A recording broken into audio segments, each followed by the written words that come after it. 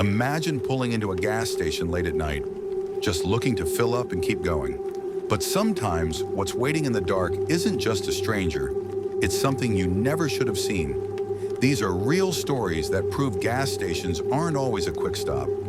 Sometimes they're where the nightmare begins. Hi guys, welcome back to the channel. In today's episode, we're diving into 3 eerie and unsettling true stories that all happen at gas stations. Whether you're alone, on a road trip, or just trying to make it home, these tales will remind you that the most ordinary places can turn terrifying in an instant. Let's jump into it. Story 1, The Man in the Stall by Brandon Rice. My name is Brandon Rice, and I'll never forget what happened to me 2 summers ago while I was driving alone from Denver to Flagstaff for a job interview. I left late in the day, figuring I'd save time by pushing through the night. The roads were long, open, and quiet, just the way I liked them. Around 3:30 in the morning, somewhere in northern New Mexico, I realized I needed to stop. My legs were sore from sitting so long, and more importantly, I really needed to pee. I spotted a faded red glow up ahead, a gas station sign, half the bulbs burnt out, flickering against the dark sky. There were no other businesses around, just miles of 2-lane highway behind me, and more darkness ahead. The place looked like it hadn't changed since the 80s. 2 ancient gas pumps sat under a rusted metal canopy, with a convenience store tucked behind them, its windows glowing weakly under a single buzzing light. There were no other cars. I pulled in slowly and parked by the front door. The building felt forgotten, as if it had been abandoned, only no one had told the lights to go out yet. I stepped inside and the temperature dropped immediately. The AC was running loud, drowning out the quiet hum of the highway. A guy sat behind the counter, slouched in a stool, staring down at his phone. He looked up at me for barely a second, his expression blank and tired. I told him I just needed to use the restroom, and he gave a slow nod, pointing toward a narrow hallway in the back. The hallway was dimly lit, the kind of place where even your footsteps sound too loud. The air felt heavier back there, humid and stale, like the ventilation hadn't worked in years. I reached the door labeled restroom, its white paint chipped and peeling at the corners, and pushed it open. The light overhead buzzed to life in a dull yellow flicker. It was a small room, dirty tile floors, a broken soap dispenser hanging halfway off the wall, and 2 stalls. One of them had its door closed. The other, nearest the entrance, was wide open. I stepped into the open stall without thinking much. I just wanted to get in and out and then back on the road. But the moment I shut the door behind me, I felt it. That prickly sensation on the back of your neck, like you're not alone. I paused and listened. The building was quiet, too quiet. Then I heard it, a low, ragged sound, breathing. It was faint at first, but steady, slow, rasping inhalations coming from the other stall. My eyes widened.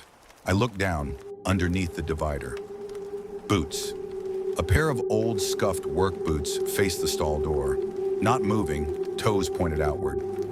I hadn't heard anyone come in. I hadn't heard the outer door open. I suddenly felt vulnerable, cornered. The stall walls, which moments ago felt like privacy, now felt like a trap.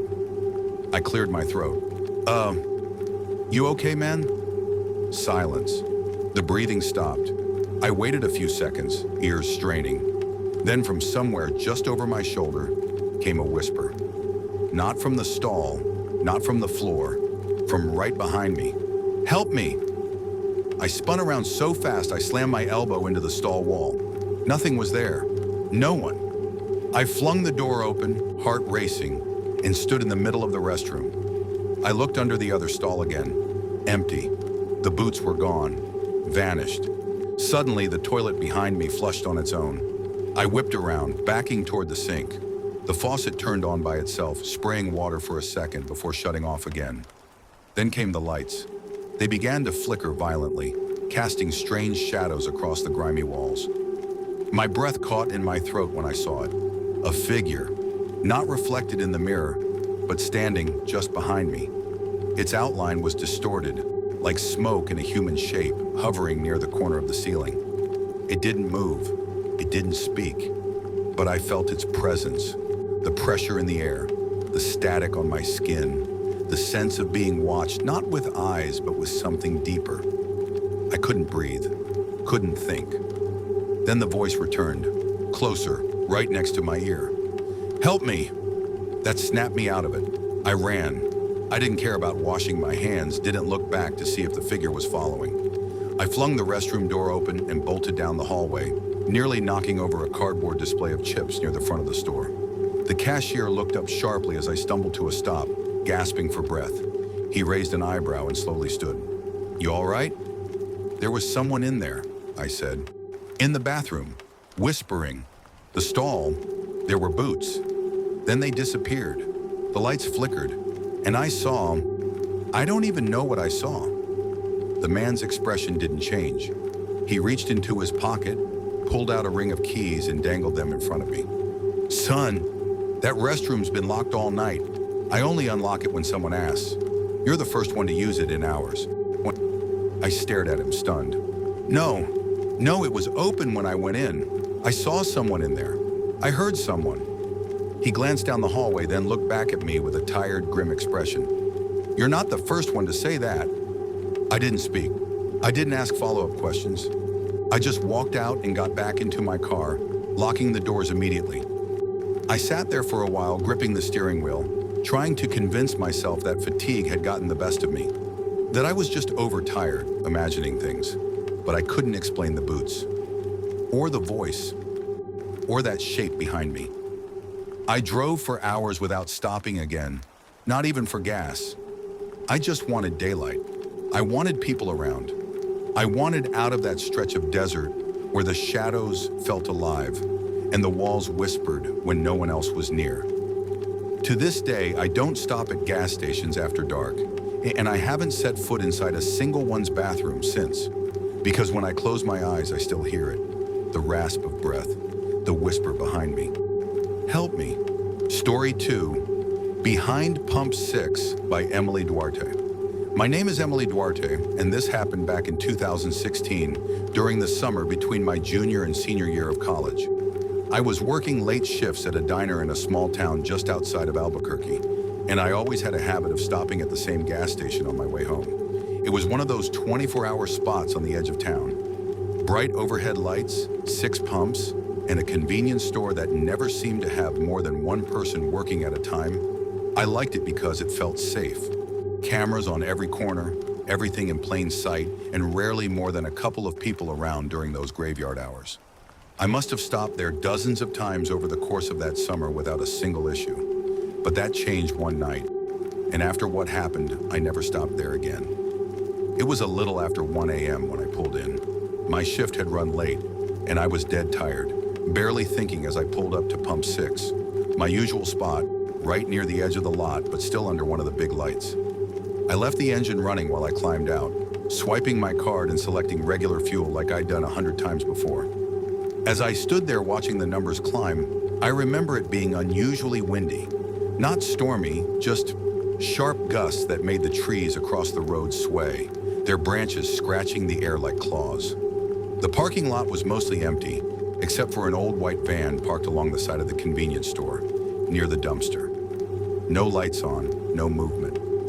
I kept glancing at it between updates from the fuel pump. Something about it made me uneasy, like it had been sitting there for hours or days. I tried to shake the feeling, told myself it was just late and I was overtired. But then I caught something in my peripheral vision, movement, a flash of shadow between my car and the pump. I turned fast, thinking someone had walked up behind me, but there was no one, just my reflection in the rear passenger window. My stomach tightened.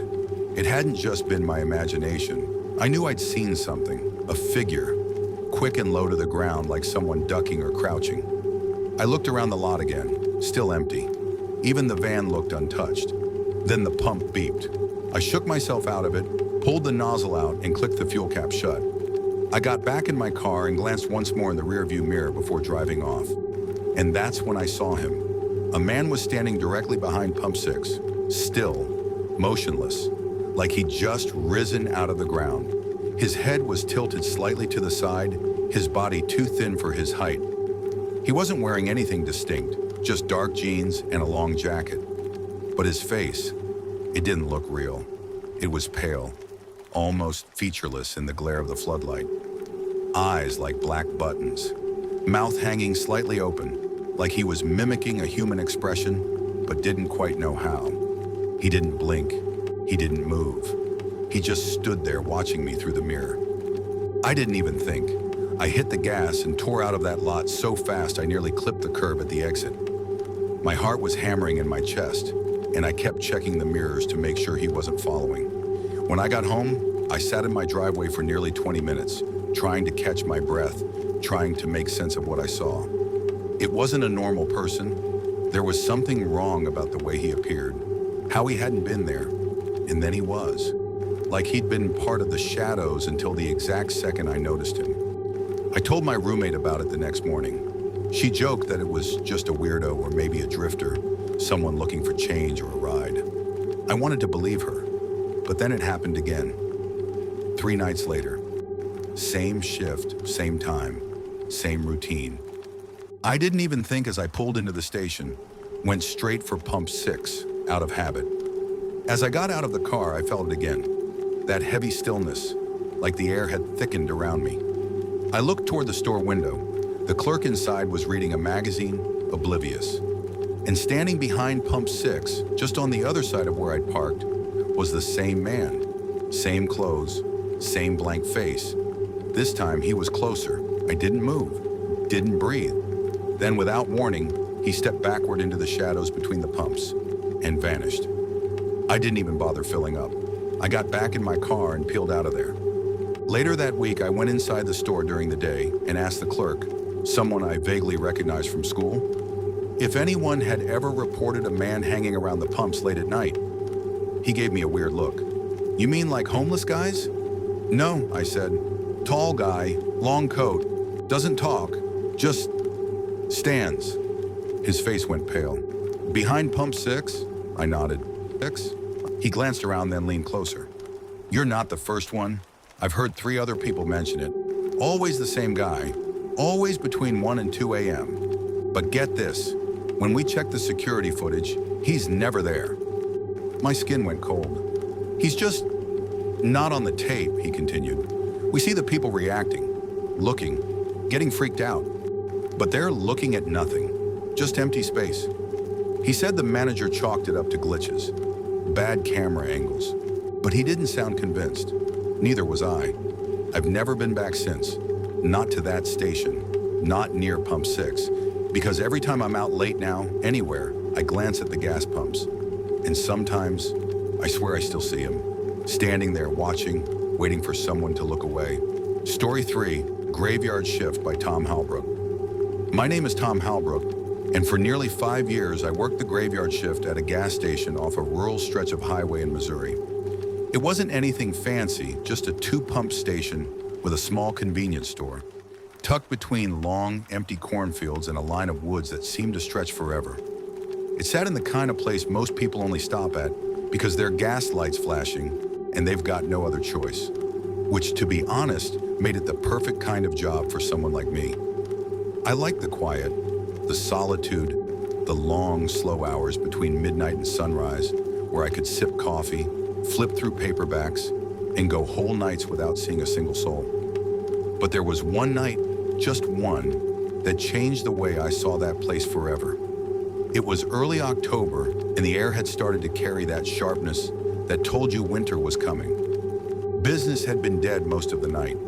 The occasional semi-truck would rumble in, grab a snack, maybe some coffee, and head back out. Around 2:40 a.m., the bell above the front door rang, the old school kind that actually dinged when it sensed a vehicle pulling up to the pumps. I looked up from the counter and glanced at the monitor. The outside camera showed a black sedan pulling in under pump 1. Not unusual in itself, but something about the car gave me pause. It looked wrong. Old, but not in a normal, worn-down way. It was too clean. No dirt, no bugs on the windshield, not even a license plate. The windows were tinted pitch black, which wasn't illegal around here, but always made me nervous, especially at night. I waited for the driver to get out. I kept waiting. A minute passed, then another. Still nothing. I stepped outside to check, something I almost never did alone that late, but curiosity had me by the collar. The night was cold and still.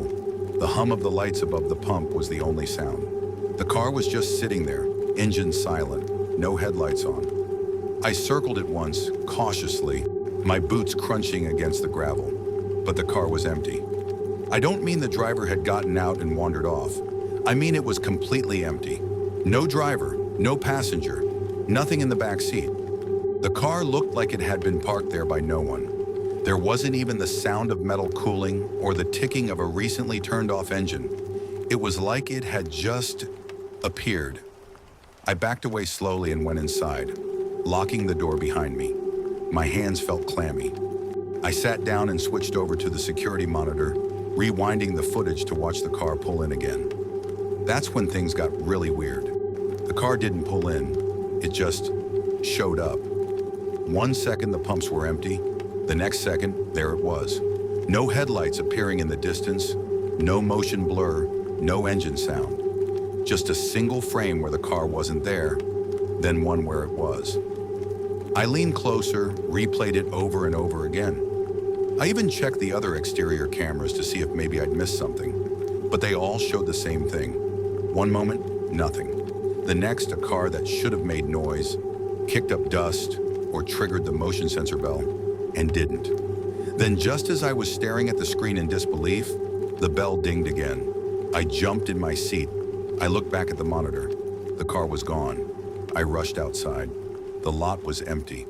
No sound of tires, no sign of taillights on the road. It was like it had never been there. Just a void where something had stood, and now wasn't. I tried telling myself there had to be a logical explanation. Faulty footage. Maybe someone had pulled in quietly, snuck around, then left. But none of it added up. Not the way the car looked. Not the way it appeared and vanished like flipping a light switch. And especially not what happened later. You see, about 3 weeks after that incident, I was on another shift when a sheriff's deputy came in for a coffee.